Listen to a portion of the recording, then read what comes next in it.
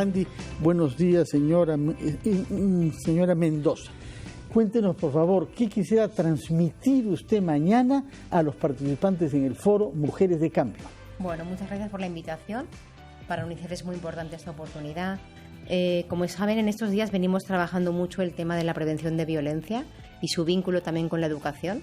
Nos parece muy importante rescatar que para que Perú sea un país realmente igualitario y que realmente se reduzcan las brechas, hay que hacer trabajo fuertemente en dos áreas. Una, en el tema educativo.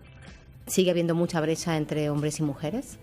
Y otra, violencia hacia la niñez, con especificidad hacia las niñas también, ¿no? Entonces, son los temas con los que queremos quedarnos mañana. Y por eso es que ha venido con Candy, que conoce todo esto desde el terreno, porque nació en una comunidad shipibo en Ucayali. ¿Qué es lo más difícil para una mujer que quiere ser tratada igual que los hombres, donde sea que nazca, y recibir la misma educación que los varones?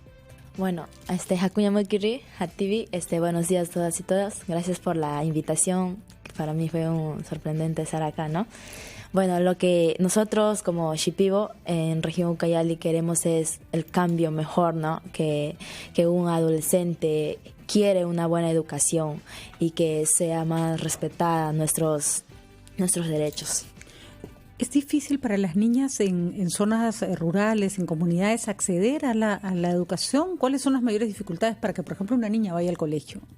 Sí, se preocupan porque a veces nuestros profesores no cumplen la hora completa, y nosotros nos perjudica a veces, ¿no? De todo eso. No tenemos nosotros nos ganan la mayor ventaja contra la ciudad y contra la zona rural. ¿Reciben educación bilingüe?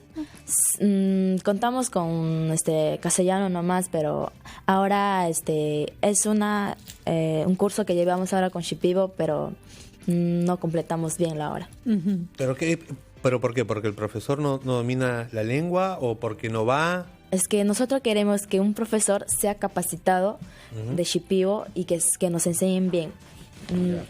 Y a veces los profesores no asisten a sus clases. A veces faltan, a veces nos dicen antes. ¿Cuántos profesores tienes, por ejemplo? Más o menos. 8. ¿Y van los 8 puntuales? No, a veces los 8 no. ¿Van los lunes? ¿Empiezan los lunes o empiezan los martes? Nosotros empezamos lunes a viernes, pero a veces los profesores faltan, a veces llegan el martes, el miércoles. Así le dicen, pues, profesores de miércoles, porque se demoran en regresar a los colegios, pues, ¿no? Porque no viven en la comunidad, pues, ¿no? Eso es. Bueno, eso tiene que cambiar. Uno de los temas que afectan a las adolescentes en nuestro país, y más en la Amazonía, es el tema del embarazo precoz y no deseado en muchos casos. ¿Qué se debe hacer para que salgan en cinta las mujeres que quieran hacerlo? Bueno, yo, en mi opinión, para mí es malo, ¿no? Y nos perjudica en nuestros estudios el embarazo. Mayormente yo veo que sucede eso en los pueblos indígenas de la región Ucayali, en las comunidades nativas. Y se embarazan en tempranas edades de 14, de 15 y de 12, así. Y para nosotros es una preocupación eso, y ellos necesitan apoyo, necesitan orientaciones de los profesores, tanto como padres también, ¿no? Y eso es lo que a nosotros nos preocupa mucho. Sí, yo quisiera añadir el tema del embarazo en adolescencia no intencional. Es un tema que es de larga duración. Llevamos 30 años con la misma cifra. Tenemos un 12% de embarazo en adolescentes. Cuando vamos al quintil de menores ingresos, es un 25%. Una de cada 4 chicas adolescentes sale embarazada. Una de cada 4. Sí, y un 30% en las regiones de, por ejemplo, en Loreto, ¿no? Entonces yo creo que es importante que eso se tome como un tema de política pública. O sea, no es un tema individual de cada una de las chicas, es un tema de una mirada, cómo prevenimos el embarazo no deseado, cómo prevenimos el abuso sexual. Sigue habiendo una tasa muy fuerte de niñas, madres que son embarazadas producto de violaciones, ¿no? Sabemos que 4 de cada 10 niñas sufre agresiones sexuales, es un dato espeluznante para un país como Perú.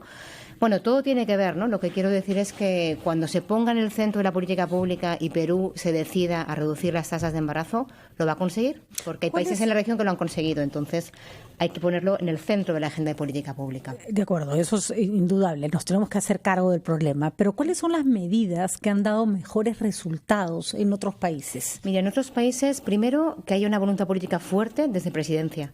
O sea, que se monte un plan de verdad de reducción del embarazo con presupuesto, con monitoreo y con seguimiento. Eso es fundamental.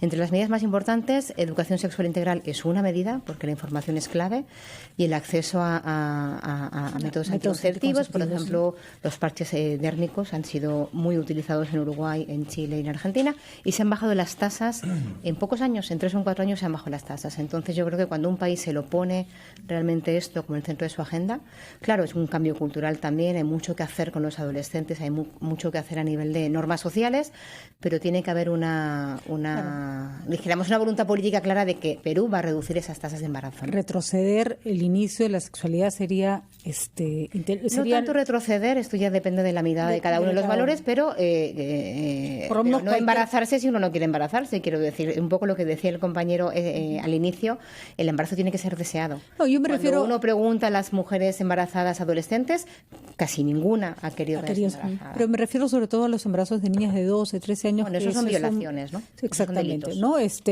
Pero yo creo que lo que se tiene que hacer es, uno puede retardar o no el inicio de la sexualidad, pero el momento en que una niña decide o una chica decide tener relaciones sexuales, tiene que tener todo el respaldo para no embarazarse. Esa es la información medida, ¿no? adecuada, una relación de poder equilibrada con los hombres, ¿no? Muchas veces para las adolescentes no es tan fácil negociar el uso de un preservativo, de un anticonceptivo, porque no es una relación igual de poder, ¿no? Entonces, todo esto hay que trabajarlo, pero tiene que haber una mirada desde la política pública de decir, bueno, esto es una prioridad y Perú en 4 años va a bajar esta tasa. Esto todavía no ha sucedido. El otro gran tema es la violencia contra las mujeres en nuestro país. Candy, ¿se sufre en tu comunidad ese mismo tema, maltrato a las mujeres, machos que se sienten más porque son varones? Sí, yo creo que los hombres son más machistas, ¿no? Y he visto el caso de mi compañera, que le pegó a su papá, que le jalaba por aquí, por allá, como un trapo sucio. Y mi compañera ha sufrido mucho, ¿no?, por el maltrato de su padre. Y ella quiso irse, pero gracias a nosotros no hizo, y era para que termine para el otro año, y no terminó. Y bueno, pues para nosotros es un preocupante que su papá le hace una violencia a su hija, ¿no? Y no es justo para nosotros. Por supuesto que no. Y cuando eso ocurre, ¿dónde se pueden quejar? ¿Alguien las escucha? ¿Tienen a dónde denunciar? A veces nosotros como adolescentes tenemos miedo, ¿no? Claro. De todo, que nos chantajean, todo eso. Y a veces los adolescentes se adjudican en la persona más confiada. Uh-huh. Y para poder hacer esas todas cosas. Claro, buscan a alguien que los escuche. Ana de Mendoza, ustedes respaldan y van a participar, que usted misma, en una marcha prevista el día de hoy en la Plaza San Martín y la Plaza de Armas, promovida por la Municipalidad de Lima, para repudiar la violencia que se ejerce contra niños. Sí, la marcha comienza hoy, creo que empieza a las 11. Bueno, es una marcha que tiene un espíritu primero festivo, porque el evento de los Juegos Panamericanos ha sido realmente un éxito para Lima, pero también desde UNICEF pensamos que el legado principal que tiene que tener esta ciudad es que sea una ciudad, que sea un país sin violencia hacia la niñez y la adolescencia, ¿no? Entonces, es una marcha donde queremos unir las voces y unir las fuerzas y ver que el deporte puede ser una forma también preventiva de prevenir la violencia, ¿no?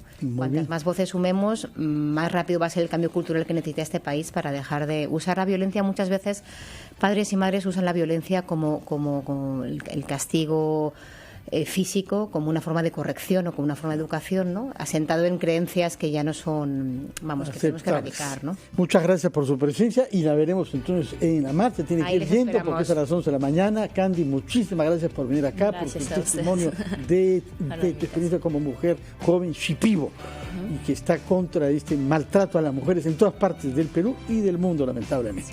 Hacemos una pausa y recordamos que el foro tiene lugar mañana por la mañana en la Universidad de Lima, que la asistencia es libre y que pueden escuchar las intervenciones también vía nuestras redes sociales y nuestra página web. 9:01, pausa y regresamos a Ampliación Noticias. Mujeres de Cambio es organizado por RPP.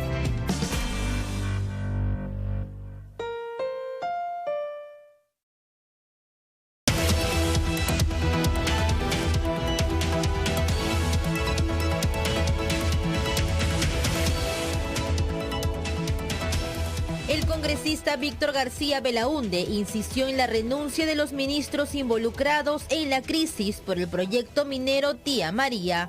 Sostuvo que cuando un presidente de la República se equivoca, los ministros tienen que asumir los errores.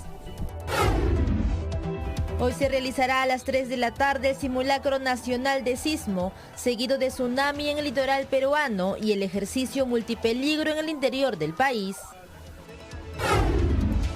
El Pleno del Congreso se reúne hoy para aprobar la lista de integrantes del cuadro de comisiones ordinarias y de la comisión permanente para el presente periodo legislativo 2019-2020. La Policía Nacional capturó a Franco Caldas Cueva, quien asesinó a un adolescente de 17 años que salió en defensa de su padre cuando era asaltado en Comas. Un ciudadano extranjero en estado de ebriedad agredió al conductor de un bus y a los pasajeros en Barranco.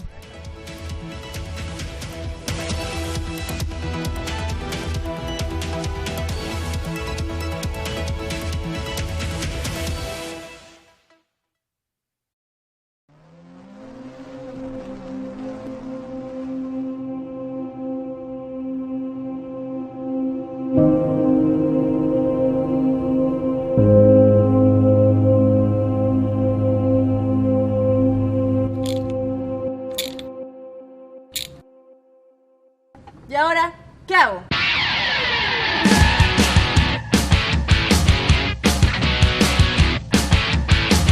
Todos los lunes a las 10 de la noche. Al Volante por RPP TV. Quiero contarte cómo empezar un plan de ahorro de una manera correcta. Lo primero que tienes que hacer es identificar los gastos necesarios de los gastos innecesarios. Con estos gastos innecesarios bien identificados, lo que vas a poder hacer es moderarlos. No quiero que los elimines, porque si los eliminas, no va a funcionar tu plan. Por ejemplo, si tú gastas 3 veces por semana en comprarte un café, en comprarte una gaseosa, hazlo ahora una vez por semana. Y esas 2 otras compras las vas a tener para poder ahorrarlas y tener un plan de ahorro sostenible.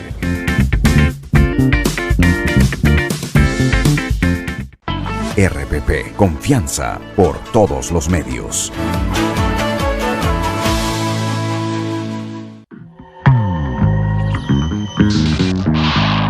Siento que el humor es para todos. El peruano de por sí es gracioso. Nunca en un programa había escuchado que se hable de Aristóteles, de Freud y de Melcochita al mismo tiempo. Tú tienes que inventarte historias todo el tiempo. ¿Cuál es la derrota de Perú que más te dolió? Con Uruguay. El fútbol te lleva a eso. Somos todos recurseros. El emprendimiento surge de muchas cosas. La economía ha estado relativamente estable. La cocina es un proceso colectivo. ¿Qué suerte tiene de vivir en Perú? ¿Por qué? Porque en España no hay pescados y mariscos. ¿Cómo somos los peruanos?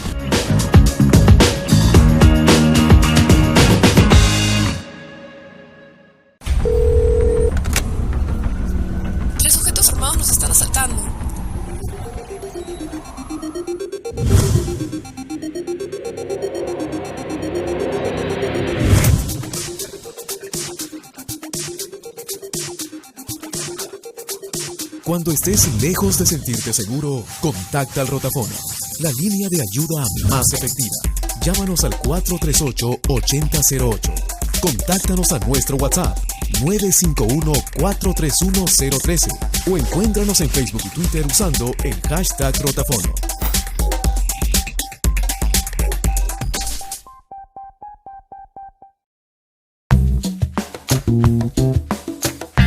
Tenemos que saber que todos nos encontramos en una central de riesgo. Si tú pagas tus cuentas a tiempo, vas a ser siempre categoría normal. Si tienes un atraso, probablemente hasta 8 días, podrás ser considerado como un cliente con problemas potenciales. Lo importante para todos nosotros es que siempre nos mantengamos con los pagos puntuales. Es vital entender eso. ¿Por qué? Porque muchas veces, al estar registrados de una manera negativa, lo que vamos a tener son intereses más caros. Cuando una institución financiera te vaya a otorgar un préstamo, va a coberturarse, va a protegerse, porque puede ser que tú no le pagues a tiempo. Si tienes un comportamiento crediticio adecuado, tus tasas de interés serán más bajas. Aprovecha, sé consciente y paga tus cosas a tiempo.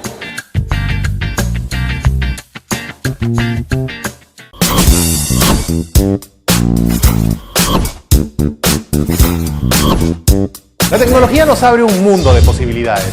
En Entérate de todo en Newsly.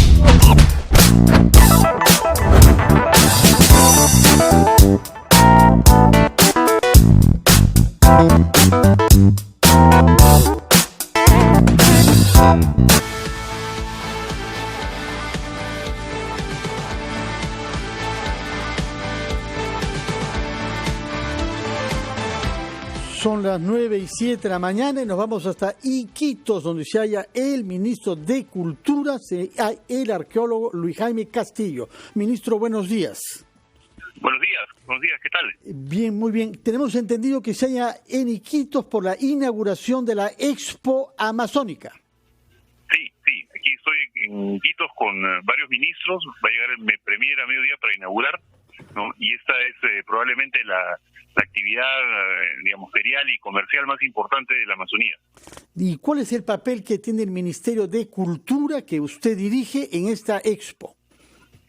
Bueno, varias cosas, ¿no? Nosotros somos el órgano rector en materia de lo que es comunidades indígenas y también estamos aquí para presentar un plan de acción que se ha venido trabajando, ¿no?, para el desarrollo sostenible de los territorios de la Amazonía. O sea que hoy día tenemos un día cargado de actividades. Ese plan de acción que usted dice se ha venido trabajando, ¿se va a publicar? ¿Está ya publicado? ¿Podemos consultarlo?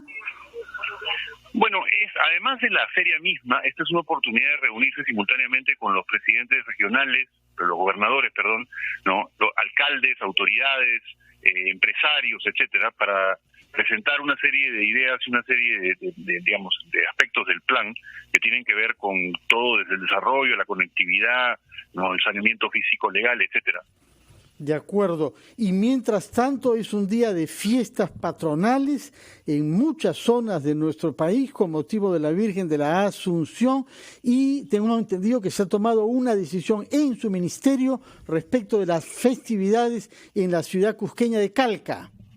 Sí, hoy día ha salido la resolución que declara la fiesta de la Virgen de Asunta, la Mamacha Asunta, en Calca. Y en realidad es una fiesta importante para ellos y creo que se les vamos a entregar, si no es hoy, en estos días ya la declaración y por eso probablemente vaya a animar un poco la fiesta. De acuerdo. Por otra parte, puesto que hablamos sobre el Cusco, se dice que estamos ante la inminencia de una decisión judicial respecto de un conflicto que repercutió sobre el Ministerio de Cultura, que es la construcción aparentemente ilegal de un hotel Sheraton en la calle Sapi. Sí, bueno, ha salido un predictamen, porque parece que hay un empate entre los jueces, ¿no?, respecto a la demolición del hotel Sheraton o el hotel que se está construyendo para la cadena Sheraton en la calle Sapi, ¿no? Aquí la decisión es si se demuele o no se demuele y parece que todavía no hay un acuerdo definitivo, ¿no? En todo caso, para nosotros hay un problema latente y ese problema es que hay una construcción que es absolutamente indebida, es decir, allí hay una serie de límites de altura que se han violado, digamos, ¿no? Y esa es una construcción que tiene necesariamente que ser reconsiderada, ¿no?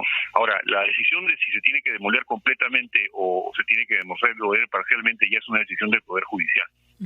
¿Cómo ocurren cosas como esa, ministro? Porque uno esperaría que en Cusco haya un especial cuidado sobre una inversión además de esa magnitud. Estamos hablando de un hotel grande, ¿no? No, discúlpame, no te escucho bien. ¿Cómo ocurre una cosa como esa? ¿Cómo al final se construye un hotel como ese en un lugar como Cusco? Tratándose de una inversión tan grande, ¿cuáles son los candados o las formas que tiene el Ministerio de Cultura para controlarlo? ¿O no dependen en absoluto de ustedes? No, por supuesto que sí. Bueno, de nosotros y sobre todo de la municipalidad, ¿no? Así es. Mira, construir un hotel no es el problema, porque como te puedes imaginar, en el Cusco hay construidos hoteles por todos lados, incluso mucho más cerca de la Plaza de Armas, ¿no? El problema es construirlo violando una serie de parámetros que se dictan que hacen que los hoteles y las construcciones en general no atenten contra los valores universales del patrimonio, que fueron los que llevaron a la UNESCO a declarar el Cusco como un lugar tan singular, ¿no? Aquí el problema no es el hotel, es que los constructores aparentemente han construido más de lo que se les autorizó y ese es el problema, ¿no? Bueno, muchísimas gracias, ministro. Mucho éxito en la Feria Expo Amazónica y en el plan de acción para las comunidades que nos ha anunciado. Cuando vuelva, por favor, nos encantaría que nos visite acá para hablar sobre otros temas que tienen que ver con su ministerio. Feliz estadía en nuestra selva. Ministro, aunque... Sí, gracias al ministro. Y a las 9:12 se acaba de publicar en Semana Económica, y es una buena noticia que queríamos compartir con nuestros oyentes y nuestros televidentes, el ranking de las marcas más influyentes en nuestro país. Semana Económica publica este ranking elaborado por Ipsos a nivel nacional, y en la categoría de radio y televisión tenemos el gusto de posicionarnos como la marca más influyente. Bueno, felicitaciones a todos nosotros. Gracias a los televidentes y por supuesto, este nuevo galardón de esta distinción nos obliga a mantener el trabajo que hemos desarrollado para convertirnos en eso, la marca más influyente en radio y televisión. Y eso supone ir a Iquitos, ir a Calca, ir a Arequipa, que hoy celebra, Huánuco, que hoy celebra, Piura celebra, y naturalmente pensando en los peruanos que dejaron de existir un día como hoy, hace 12 años, en Pisco. Le agradecemos al ministro de Cultura, Luis Jaime Castillo, por sus palabras, y nos felicitamos por la noticia que nos ha transmitido Ricardo Gómez Palma. Vamos a hacer una pausa y hablaremos sobre el simulacro con dos autoridades científicas que tienen que ver con nuestra red. O hablamos de frente con el ingeniero Tavera, que es el director del Instituto Geofísico Nacional, y que nos va a decir, por favor, de qué se trata en el simulacro multirriesgos que se lleva a cabo hoy a las 3 de la tarde en las 25 regiones de nuestro país. Bueno, en realidad somos un país dinámicamente muy activo, eso ya lo hemos a través de la historia lo hemos ido entendiendo. Entonces, este simulacro trata de, por región, tratar de caracterizar el peligro que generalmente les afecta, ¿no? Para tratar de responder como ciudad, responder como autoridades ante una inminente ocurrencia de estos, ¿no? En el caso de la región Lima, o el caso Lima, obviamente nos preocupa el sismo, nos preocupa el tsunami, y básicamente por el hecho de que la ciudad, como hemos mencionado muchas veces, no ha crecido como quisiéramos que crezca, y al final nos queda solamente trabajar en los simulacros como una opción bastante positiva de tratar de salir airosos de ocurrir un sismo importante que afecte toda esta parte de la región del país. Sí, la informalidad nos ha hecho crecer sin ningún tipo de planificación, pero la responsabilidad en nuestra clase política, sobre todo en nuestras autoridades, es la de buscar algún tipo de orden, al menos en aquellos espacios que son claramente pues una trampa mortal en caso de terremotos en Lima y en otros puntos de nuestro país. Bueno, mire, a nivel de Estado creo que se ha recibido bastante apoyo por partes, ¿no? En el caso del Instituto Geofísico del Perú, pues nos hemos modernizado, de los últimos 12 años nos hemos modernizado increíblemente, ¿no? Y por otro lado también hemos logrado tener mayor conocimiento sobre las características de los sismos y qué es lo que podría pasar, a tal punto de que ahora sabemos dónde van a ocurrir los próximos grandes eventos, y uno de ellos está frente a Lima. Lo que no ha crecido de esa manera paralela es realmente el crecimiento de la ciudad.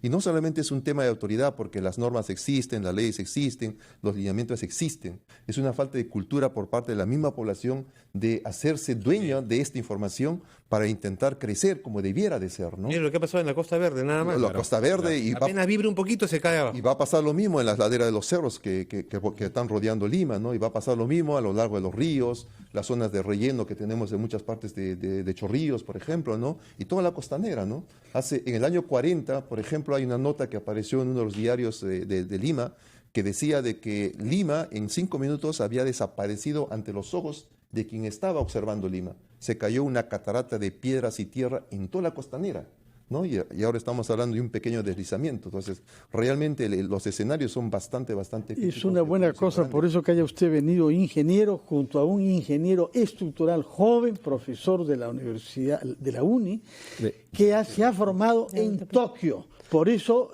quisiéramos saber qué hacen los japoneses mejor que nosotros, no para evitar que hayan sismos ni para anticipar lo que no se puede mucho, sino para mitigar sus efectos nocivos. Bueno, muchas gracias por la invitación en primer lugar.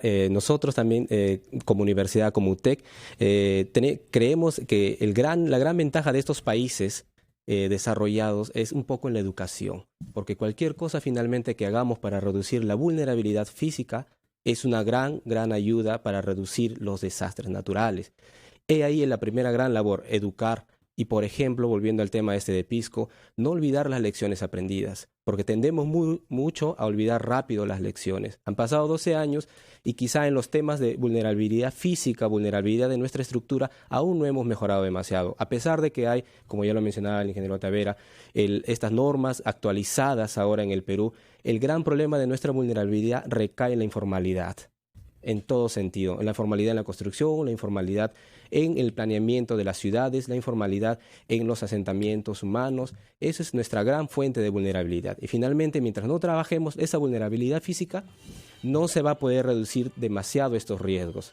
Además, hay que reconocer que en Tokio no solo es la construcción es formal, el Estado es formal. También, nosotros tenemos un Estado informal, lo hemos conversado varias veces, la inhabilitación de puentes en la Costa Verde, por ejemplo, que están a medio construir. Eso es como, y eso no es culpa de los informales, es culpa de un Estado que pareciera ni siquiera tomarse en serio el hecho de que vivimos en una zona tan vulnerable, ¿no? Efectivamente, eso es lo que comentaba, de tener esta memoria a corto plazo, porque sí, lamentablemente los sismos no son tan frecuentes como otros desastres naturales como el fenómeno del Niño. Por eso la gente tiende, incluso las autoridades, a decir, ok, ya pasó este sismo, bueno, movamos a lo siguiente, ¿no? Pero siempre van a volver a ocurrir, ya lo mencionaba el ingeniero Tavera. Hay una cosa importante, hay hitos que han cambiado la historia de muchos países, México, Chile, Japón, por ejemplo, ¿no? En el caso de Chile, el caso de México, el terremoto del 85 cambió la visión del país. En el caso de Chile, el terremoto del 60 cambió la visión del país. Y en el caso de Japón específicamente, que es la primera comunidad científica que en los años 70 se dio cuenta que era imposible predecir los sismos, dada el gran interés de lograr este objetivo. Y ellos dijeron, vamos a prepararnos. Y de los años 70, la política del país cambió enormemente. Se hizo una inversión bastante importante en la educación de la población. Del 70 ahora, toda esa generación de niños que se formaron son los que dirigen el país, son los que dirigen los padres de familia o las instituciones. Entonces hay una visión de cultura muy, muy, muy diferente que es lo que ha hecho cambiar. Y a esto ha contribuido bastante, en el caso de Chile también, el hecho de que en los últimos 50 años hayan ocurrido 12, 15 terremotos importantes. Cada terremoto se ha ido aprendiendo. Sísmico por ahora. Vamos a hacer una pausa y cuando regresemos quisiera que nos dé consejos a los padres que nos están escuchando, qué se prevé de ellos a las 3 de la tarde en este simulacro multirriesgo.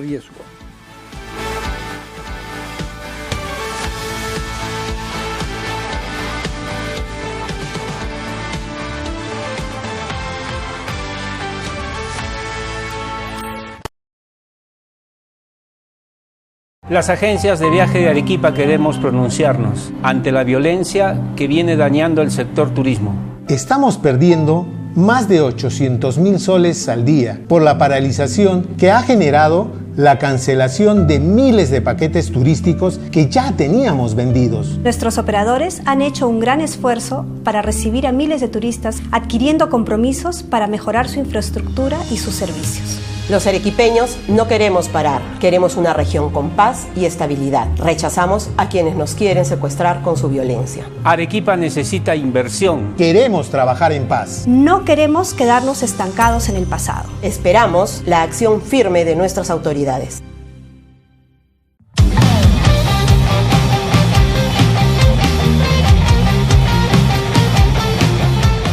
Grandes deportistas que han superado barreras y obstáculos a lo largo de su vida. El verlos a ellos triunfar, verles el positivismo, no solo a ellos, sino a todos los demás, creo que es el mejor premio que uno puede tener después de tanto esfuerzo. Esta es una opinión personal de Mauricio Mulder, no la conversamos, no la discutimos en célula parlamentaria. Lo que hicimos fue exhortarle a que dieran la licencia a esta mina que ya estaba lista porque habían cumplido, digamos, con todos los procesos legales.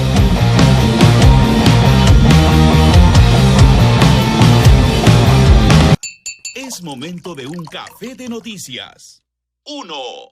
Y hoy tenemos simulacro nacional de sismo y tsunami en todo el litoral peruano y un simulacro nacional multipeligro en todo el país porque se cumplen 12 años del terremoto en Pisco. 2.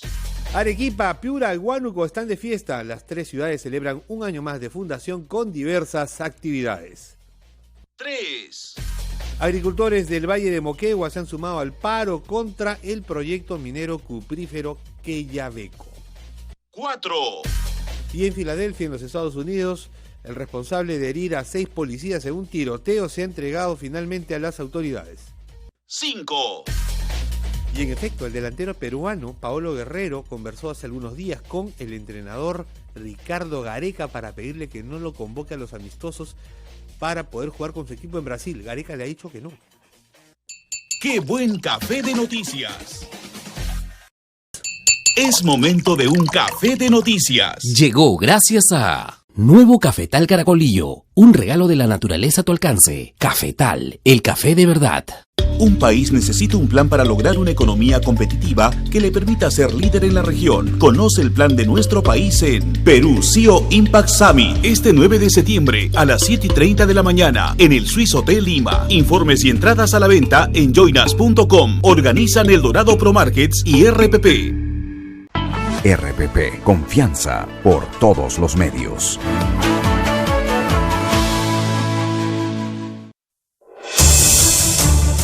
El día transcurre demasiado rápido.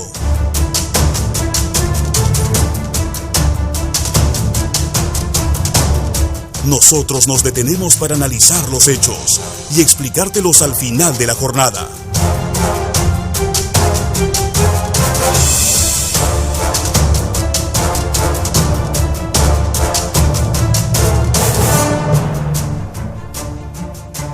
Brindándote información en la que puedas confiar. Edición Central, de lunes a viernes a las 8 de la noche, con Tatiana Alemán.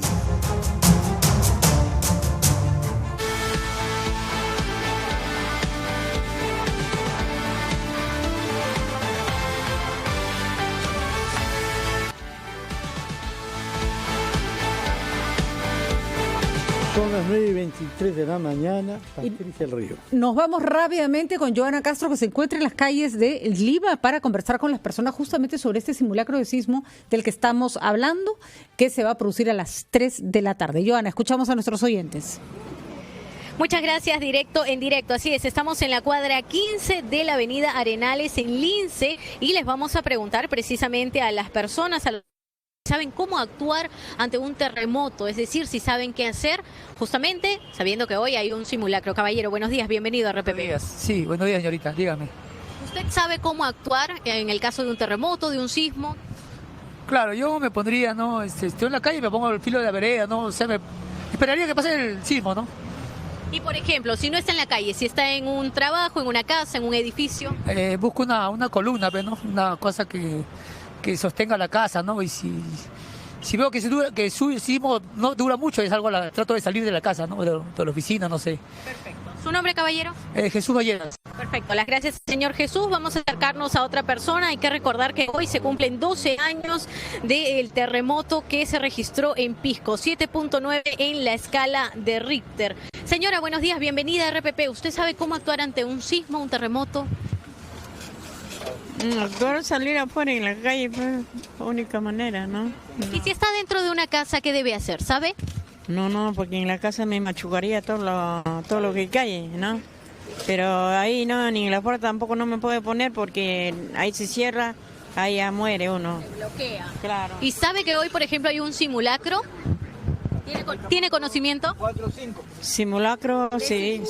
Hoy. Sí. Está al tanto, una última persona para preguntarle si saben qué hacer ante un sismo o un terremoto. Caballero, buenos días. Ponerse al seguro y buscar una parte que no me puede caer nada en la cabeza. Eso sí está en una casa. Por ejemplo, si está en la calle, ¿qué debería hacer? ¿Usted sabe? Alejarme de los postes y de cosas que se pueden venir abajo. O sea, sí. Finalmente, ¿tenía conocimiento que hoy se realiza un simulacro de sismo en la tarde? No, me agarra por sorpresa. A las 3 de la tarde tiene que prepararse. Entonces, ¿su nombre? William Oroto. Muchas gracias al señor William. Las respuestas entonces acá en el distrito de Lince. Directo en directo, RPP Noticias. Muchas gracias, Joana, por permitirnos escuchar a esos transeúntes y saber que hay un porcentaje que no está informado de que hay un simulacro dentro de poco más de 5 horas. Acá hemos recibido al presidente del Instituto Geofísico y a un ingeniero estructural venido de Tokio, peruano, sin embargo, naturalmente, Luis Bedriñana. Y lo que queremos es que contesten ustedes las mismas preguntas que ha formulado Joana Castro. ¿Qué debe hacer un ciudadano informado y responsable si se halla en la calle, por una parte, con sus hijos eventualmente, y si se halla dentro de su casa? ¿Cuál es la conducta razonable a tener? Ingeniero Bedriñana. Bueno, si estás dentro de una vivienda, dentro de un edificio, lo mejor es buscar las zonas seguras identificadas previamente según las señalizaciones de INDECI. Ya dígase muros estructurales, columnas estructurales, vigas estructurales. Evitar el pánico. Evitar cajas de ascensor, dicen, cerca del ascensor. Sí, efectivamente. Y no tomarlo, pero estar cerca de la puerta. Sí, y lo más importante es evitar el pánico, evitar correr. Evitar irse todos por la escalera. La tentación es esa, correr. Esa es la tentación, ¿no? Efectivamente. Esa es la parte más difícil, ¿ah? Sí. No, pero tenemos que hacerlo. ¿Cómo? A ver, yo los voy a poner al ingeniero al lado mío en un terremoto a ver que me cuente cómo me tranquilizo, porque para eso sí no prepara el simulacro. No, para eso no prepara, para el ataque de nervios no prepara. Para eso deberían estar las alarmas. Y otra cosa que no prepara el simulacro es nos enseñan a salir hacia afuera, pero no nos dicen qué hacemos si nos volteamos y la casa está en el suelo. Así es. O el hospital está en el suelo, o la oficina está en el suelo. O sea, todavía falta una segunda etapa. Una segunda etapa. Pero también falta un compromiso más dedicado al simulacro. El último simulacro que se hizo en California realmente paralizó a todo el estado. No funcionó absolutamente nada. Y se tuvo un ensayo real de lo que viene a ser la parte de autoridad, la parte de decisiones y la misma población que se involucró en este tipo de simulacros, ¿no? Ahora decimos que hay un 30% que participa, un 40%, estamos mejor. Deberíamos ser todos, ¿no? Pero de verdad, cuando uno hace las preguntas que hemos visto, uno entiende que realmente la falta de cultura es algo que es una deuda muy fuerte que se tiene en este momento. Y eso, como usted ha dicho, ingeniero Tavera, es la respuesta de la ciudadanía que no está preparada. Pero el otro nivel, es decir, cuando pasa el sismo, la primera hora es clave para la atención de las personas que han resultado afectadas, heridas. ¿Tenemos un sistema de respuesta luego del terremoto? Bueno, ha habido mucho esfuerzo por parte del Estado a través de INDECI para hacer este plan de respuesta realmente, ¿no? Y creo que en la mesa de discusión que hemos tenido en los últimos años o en los últimos meses con un poquito más de incidencia, se demuestra que realmente hay el interés de tener todo lo necesario para dar esa atención de respuesta de manera inmediata. Nos han contestado puede funcionar. Se debe hacer si uno está en la casa. Pero si uno está en la calle, se halla entre dos riesgos: que le caigan ventanas y vidrios sobre la cabeza o ser atropellado por los autos que nerviosamente conducirán más rápido. ¿Cuál es la conducta razonable en las calles? Y en otros lugares de gran concentración, por ejemplo, hoy el simulacro concierne Gamarra para evacuar a decenas de miles de personas, o a Mesa Redonda, pero hay también centros comerciales, mercados, etcétera. ¿Cómo se debe comportar en un sismo que dure personas que se hallen en la calle? Bueno, lo primero, una vez más recalco porque es importante evitar el pánico y ubicarse en los lugares especialmente designados como parques, como lugares aislados, despejados.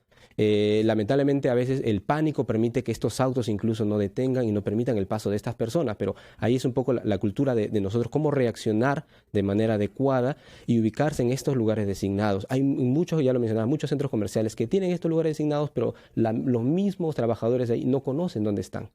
Entonces, el trabajo de estos simulacros es efectivamente practicar esto, dónde ubicarse en los espacios abiertos, dónde ubicarse, en qué parques tomar, qué parques localizarnos. Supuesto que haya parques, ¿eh? No es siempre el caso. O los lugares especialmente designados, ya marcados en estos centros comerciales, por ejemplo, o estas habilitaciones urbanas. Es ahora donde tenemos que practicar, es ahora donde tenemos que probar qué tan capaces somos de ubicarnos ordenadamente en estos lugares y sobre todo memorizar dónde se ubican. ¿Qué debe hacer la gente que vive cerca del mar cuando hay un terremoto fuerte? ¿Debe esperar una alerta de tsunami o automáticamente asumir que un tsunami puede venir y empezar a alejarse del mar? Hay una regla muy sencilla. Si yo estoy en zona de playa y ocurre un sismo y el suelo se sacude y yo puedo todavía mantenerme de pie, significa que puede haber un tsunami que no sea muy grande. Pero si no puedo mantenerme de pie y estoy que me voy a caer en el suelo continuamente, apenas termine el sacudimiento, tengo que salir lo más pronto de la zona de playa. Olvidarnos la de alerta alertas. no funciona, la De alerta acuerdo. no funciona. La alerta va a salir, pero para las zonas más alejadas, donde se tiene el tiempo necesario para que el arribo de la ola y todo esto, ¿no? Además, lo peor que puede pasar es que uno camine, se aleje de la playa y regrese y no pasó nada. Pero ¿No es es una cierto? falta de señalización, o sea, las mismas playas nuestras no tienen una marcada señalización hacia dónde ir. Y toda la persona que baja tampoco recibe la información sobre esta temática, ¿no? O sea, hay mucho muchas trabajo de gracias. En cultura todo caso, a prepararse para el simulacro a las 3 de la tarde en Lima y en las otras 24 regiones del Perú. Muchas gracias, ingeniero Tavera e ingeniero Bedriñana, por su presencia acá y sus explicaciones. Simulacro entonces a las 3 de la tarde. Hacemos una pausa y recibiremos a nuestros colegas de Ojo Público, Periodismo de Investigación.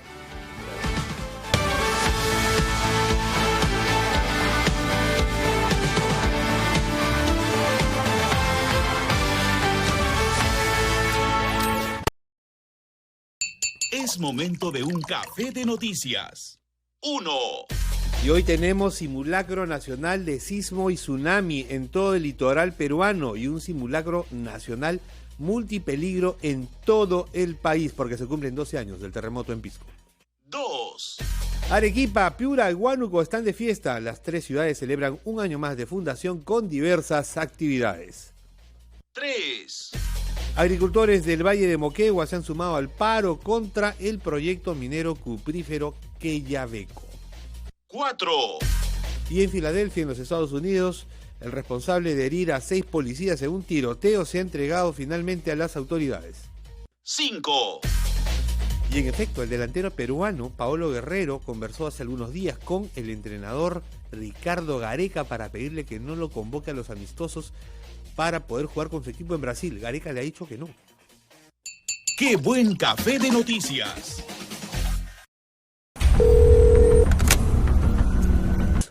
Es momento de un café de noticias. Llegó gracias a Nuevo Cafetal Caracolillo, un regalo de la naturaleza a tu alcance. Cafetal, el café de verdad. No existe un momento del año que sea mejor para comprar que otro. Sin embargo, puedes aprovechar determinadas oportunidades. Debes de empezar a guardar siempre un pequeño fondo para que puedas coberturar cualquier tipo de emergencia que tengas. Por ejemplo, si se te malogra una cocina y no puedes repararla, vas a tener que ir corriendo a comprar una nueva y no tendrás una oferta en ese momento y tendrás que pagar el precio completo. Por eso es mejor que vayas guardando dinero para poder tener este fondo de contingencia. Los Cyber Day, el Día de la Madre y algunas fechas especiales te pueden servir también para poder acceder a descuentos del 20 y hasta el 30%. Lo importante es que tú puedas tener el dinero guardado para que puedas comprar. Porque si vas a aprovechar una oferta que te descuenta 20% y lo compras con una tarjeta que te compra 40%, en vez de ganar, vas a perder dinero.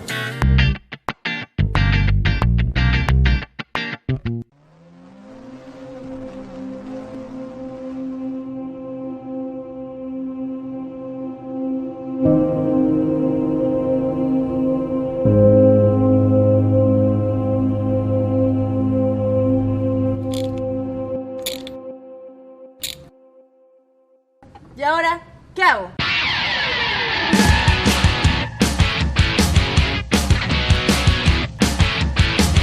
Todos los lunes a las 10 de la noche. Al Volante por RPP TV.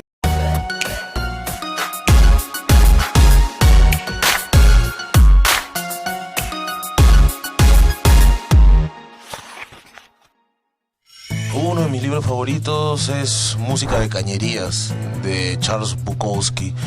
Me encanta ese autor porque es, dentro de su simplicidad, es muy complejo y tiene un estilo muy crudo, descarnado y con un humor muy ácido y muy negro. Por eso me gusta. Los invito a que consigan Música de Cañerías de Bukowski y lo lean.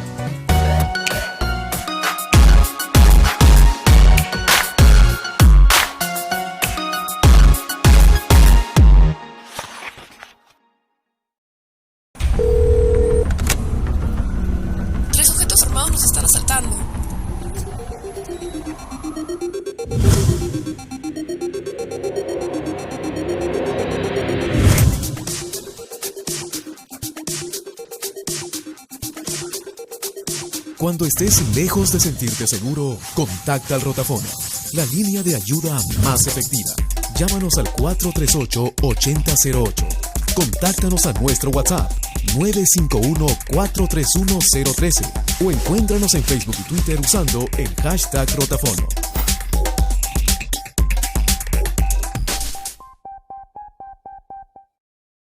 Disfruta la mejor colección de novelas clásicas en audio ahora en RPP Player. Entra a rpp.p, busca mi novela favorita, dale clic y listo. 15 obras de la literatura clásica con los comentarios del premio Nobel Mario Vargas Llosa. Mi novela favorita. RPP Player. Pon el tiempo en tus manos.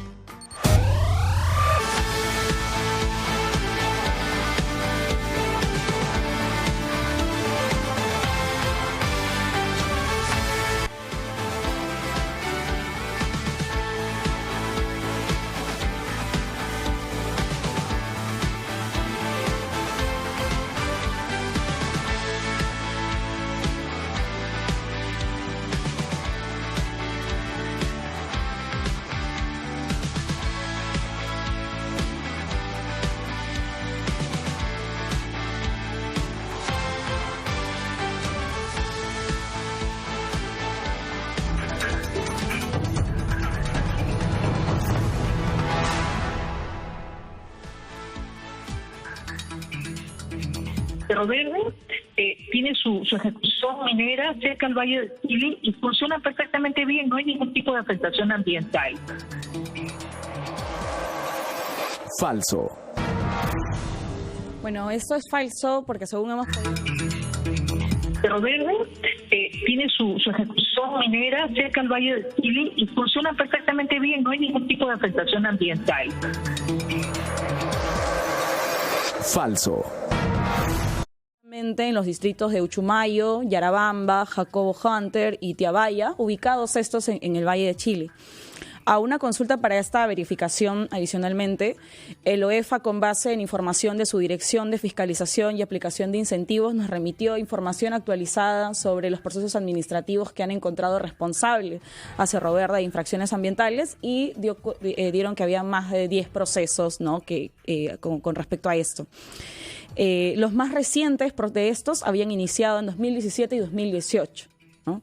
Y algunas de las sanciones fueron motivadas, por ejemplo, por ejecutar un sondaje no contemplado en su instrumento ambiental, por no implementar medidas para mitigar la generación de polvo en el área de chancado primario de la unidad minera, así como por no haber manejado adecuadamente el material concentrado de cobre contaminado que se derramó tras la volcadura de un camión que justamente transportaba este material, ¿no? Entre otras que hemos detallado.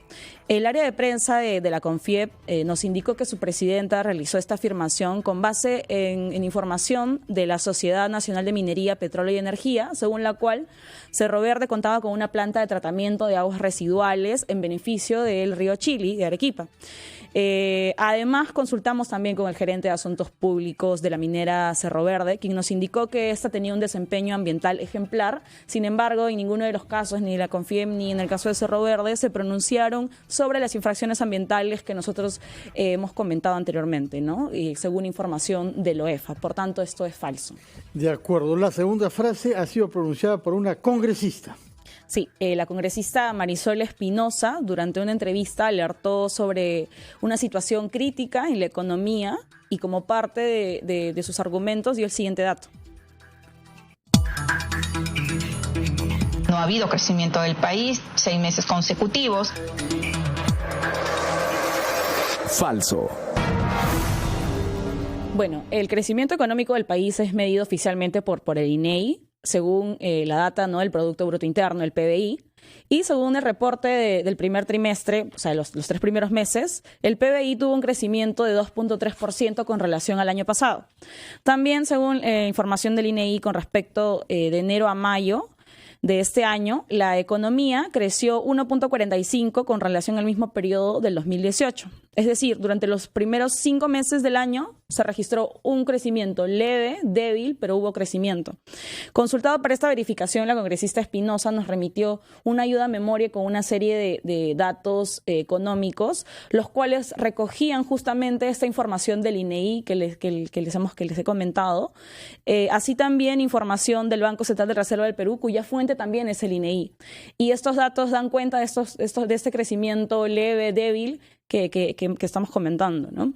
Entonces, el gerente también, los economistas con los que hemos conversado, por ejemplo, el gerente del Instituto Peruano de Economía, Diego Macera, también nos confirmó que la afirmación de la congresista, o sea, decir que la economía no ha crecido durante los últimos 6 meses consecutivos, no es correcta. Pues si bien en abril ha habido, podría decirse que en el mes de abril no hubo crecimiento, pues el crecimiento se situó en 0.02, ¿no? Y hay un debate estadístico respecto a ese crecimiento. En mayo también el crecimiento fue 0.63, algo débil. No podría decirse que esto ha ocurrido en los 6 meses, pues si bien el crecimiento es pequeño, existe. Y finalmente, es importante recalcar también que la congresista se refirió a los 6 primeros meses y dijo que era de enero a junio. La data de junio no ha estado disponible hasta hoy, en que el INEI dio la data oficial sobre cuánto habría sido el crecimiento en junio, que corresponde a 2.62, y de enero a junio habría sido 1.73. Por tanto, esta afirmación también es falsa. De acuerdo. Y la tercera frase que tú has seleccionado fue pronunciada por el alcalde de Trujillo. Sí, efectivamente, el alcalde Daniel Marcelo comentaba justamente aquí que como buscaba que para una de las formas para combatir la inseguridad ciudadana, que el ejército pueda acompañar a las funciones de la Policía Nacional, y para reforzar su argumento dijo lo siguiente.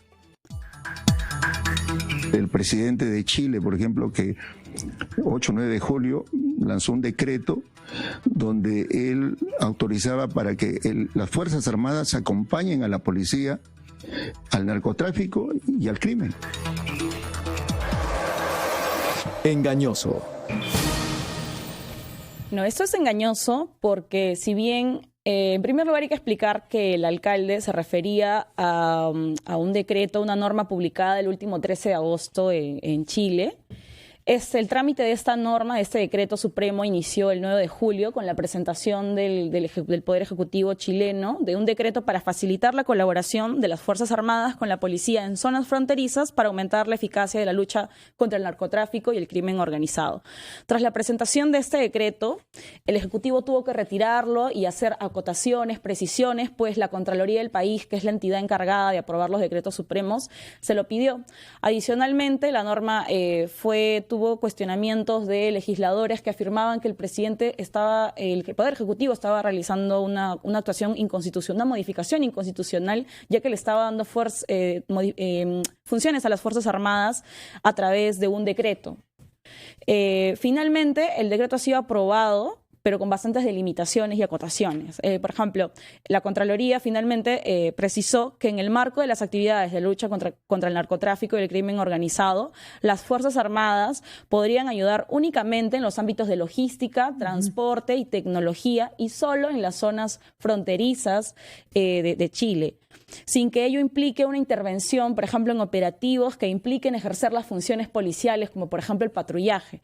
En consecuencia, si bien hay un decreto aprobado de colaboración, esto no se refiere a que las Fuerzas Armadas chilenas puedan ejercer este otro tipo de labores que corresponden únicamente a la policía. Consultamos también con el burgomaestre de Trujillo, quien nos comentó que, ratificó su posición y que él se basó en una entrevista televisiva del presidente Piñera. Que le escuchamos, efectivamente. Y por tanto esto no es preciso, es engañoso. Muchas gracias, Carla Tía, por haber seleccionado estas 3 frases, esas 3 ideas, Patricia, más que frases, ¿no? 3 declaraciones. 3 declaraciones, efectivamente. Y te esperamos el próximo jueves. Gracias. Que entre tanto habrás sometido al análisis severo lo que digan los hombres públicos de nuestro país. 9:45, pausa y regresamos para hablar esta vez sobre medicina natural.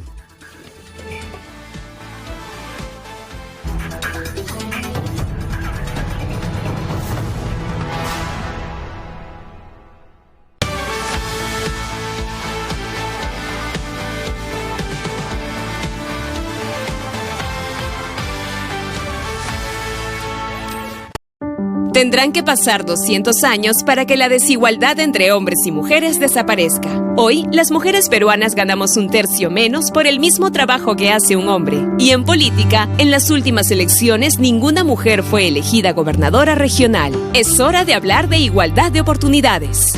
RPP te invita al segundo foro Mujeres de Cambio, este viernes 16 de agosto, en el Auditorio Central de la Universidad de Lima. Inscríbete en rpp.pe. Creciendo en igualdad, mejoramos como sociedad. Organizado por RPP, con el apoyo de Coca-Cola, Arca Continental Lindley. Dicen que a los jóvenes de ahora no les importa nada. Y que si les pides ayuda, ni un dedo mueven. Y no creen en nada. Me gustaría saber qué dirá mañana de nosotros. En Fe y Alegría sabemos que para cambiar el futuro hay que creer. Por eso creemos que con justicia, solidaridad y más valores podemos construir un país mejor. Sorteo, sábado 21 de septiembre.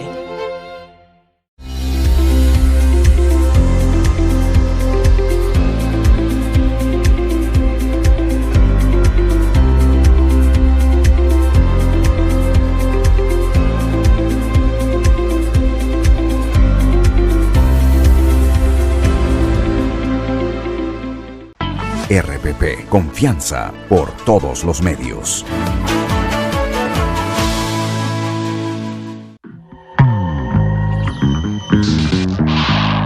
Siento que el humor es para todos. El peruano de por sí es gracioso. Nunca en un programa había escuchado que se hable de Aristóteles, de Freud y de Melcochita al mismo tiempo. Tú tienes que inventarte historias todo el tiempo. ¿Cuál es la derrota de Perú que más te dolió? Con Uruguay. El fútbol te lleva a eso. Somos todos recurseros. El emprendimiento surge de muchas cosas. La economía ha estado relativamente estable. La cocina es un proceso colectivo. ¿Qué suerte tiene de vivir en Perú? ¿Por qué? Porque en España no hay pescados y mariscos. ¿Cómo somos los peruanos?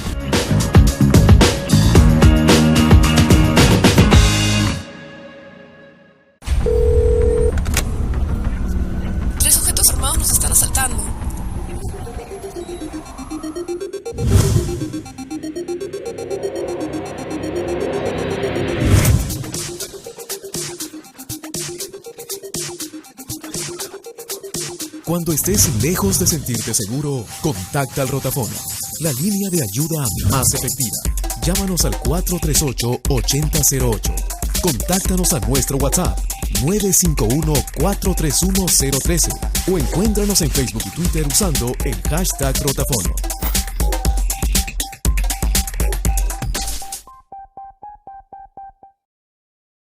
RPP, confianza por todos los medios.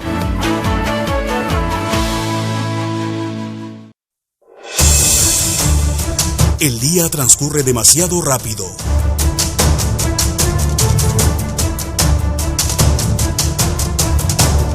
Nosotros nos detenemos para analizar los hechos y explicártelos al final de la jornada.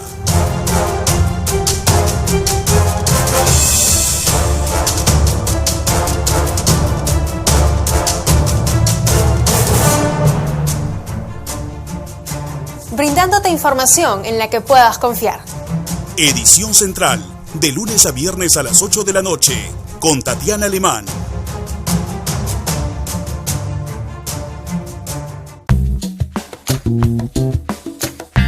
Tenemos que saber que todos nos encontramos en una central de riesgo.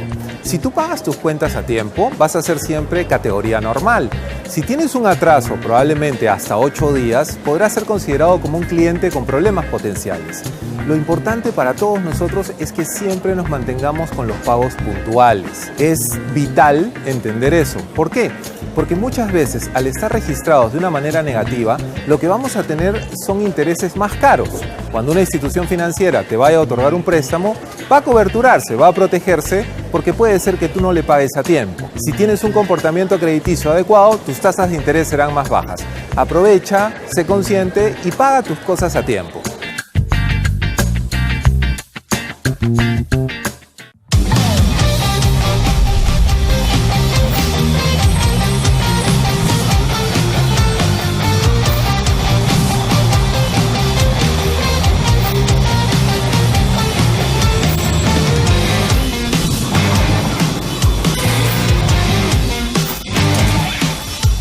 a las 9 de la noche. Nada está dicho.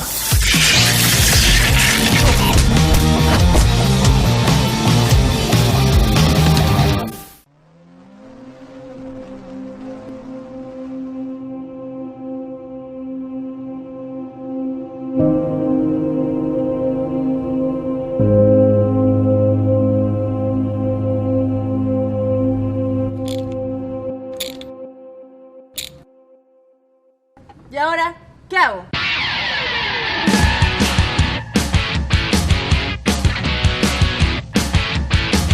Todos los lunes a las 10 de la noche. Al Volante por RPP.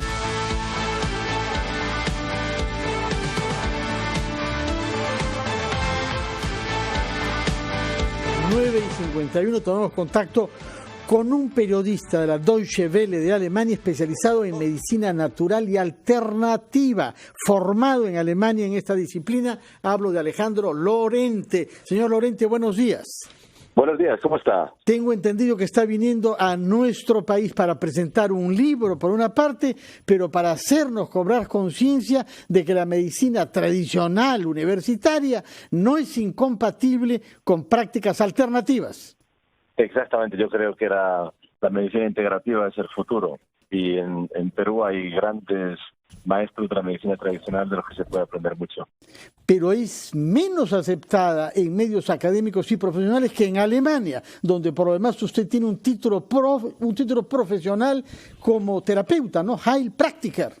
Sí, eso se puede traducir como médico naturista, es un especialista en medicina natural con potestades médicas. O sea, puedes ejercer la medicina dentro del ámbito natural, pero con todas las potestades. ¿Sí? Ahora, ¿cuál es el papel que la familia juega? Porque presenta usted este libro que se llama Teatro de Familia, con un subtítulo sugerente, protagonistas de una vida sin dramas ni papelones.